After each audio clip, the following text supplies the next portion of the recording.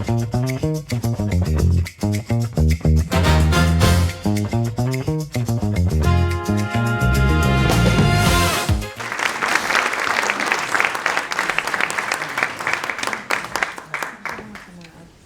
first birthday that I can remember was my 7th birthday.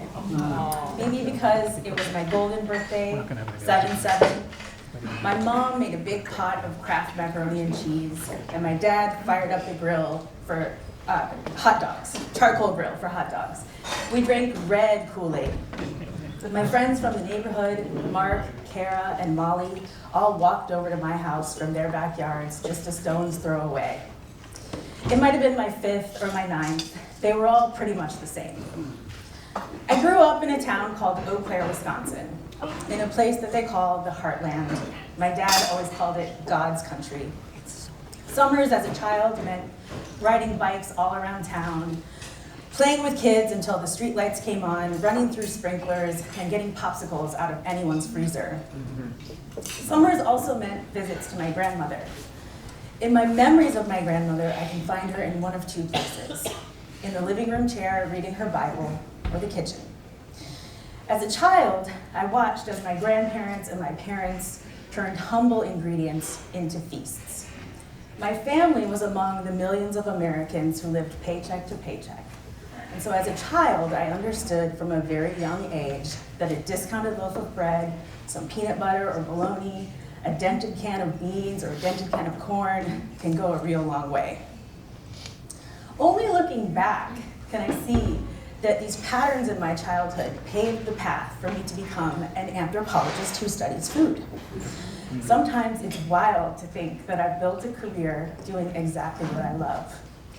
I get to study nourishment and connection and community and the ways that people build those things through food. I look at how people make meaning and build relationships with the food that they eat and share with one another. And I also look at how lower income people strive to be able to put good meals on the table, to find ingredients that make meals that are not just filling, but also make them who they are. And the reason that I do what I do is a foundational belief that food and care matter deeply for who we are as people across our differences. In anthropology, gathering and feasting are understood as nearly ubiquitous across the globe.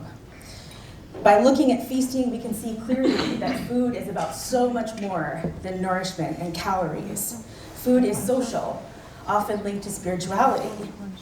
Often, across the globe, we see that people gather to feast at harvest times or planting times. Eating together is how we mark occasions that matter. In life, of course, there are major milestones: births, birthdays, weddings, funerals. Across the globe, we almost all mark these with food.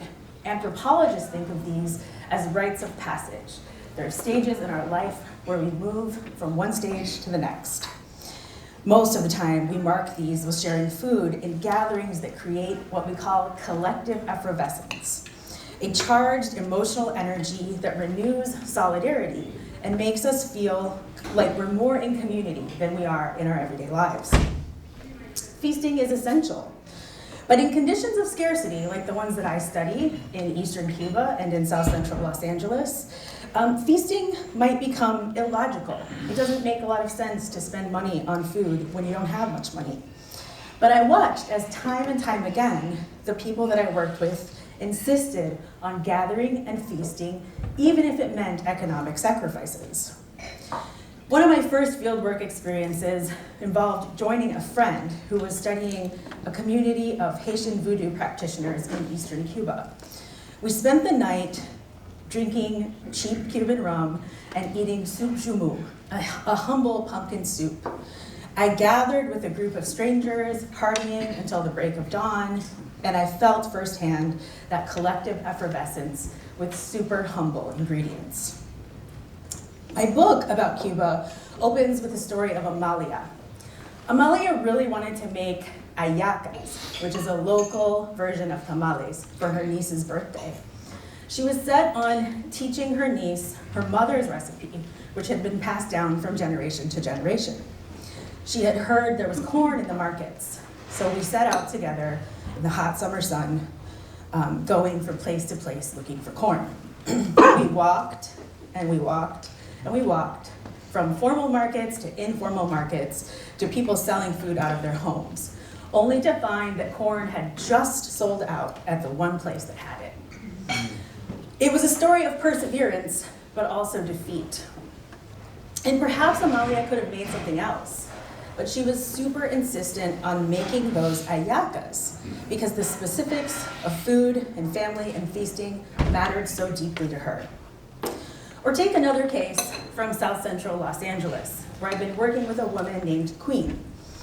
Queen has a habit of treating her daughter to a Happy Meal once a month and taking it to the park to eat it together. This ritual that Queen has built around the special treat of the Happy Meal is central to her and her daughter's relationship. Her daughter is 7, just like I was at that birthday party. She's never been on an airplane. She's never been to Disney.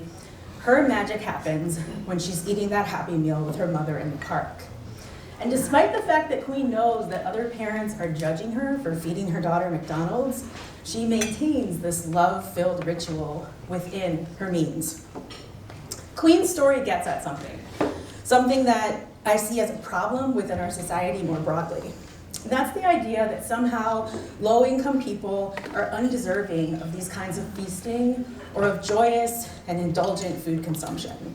So with these stories of Amalia and Queen and her daughter and myself as a young person, I hope that we can all see that not only should everyone have the right to food, but people should have the right to feast, including the lowest income members of our society. Forms of commensality should be central to how we think of food justice and the right to food for all. So I'd like to end on this image of a gathering of international anthropologists who study food. We are appropriately feasting to celebrate our work together. And if there's one thing I'd like to leave you with, it's the simple fact that not only do we as humans need food to survive, but we also must feast. The way we eat and how we share our food matter deeply. Food isn't just an accessory to social relations. It is, in fact, essential to how we make our lives, and that is why, at all costs, we must continue to feast. Thank you.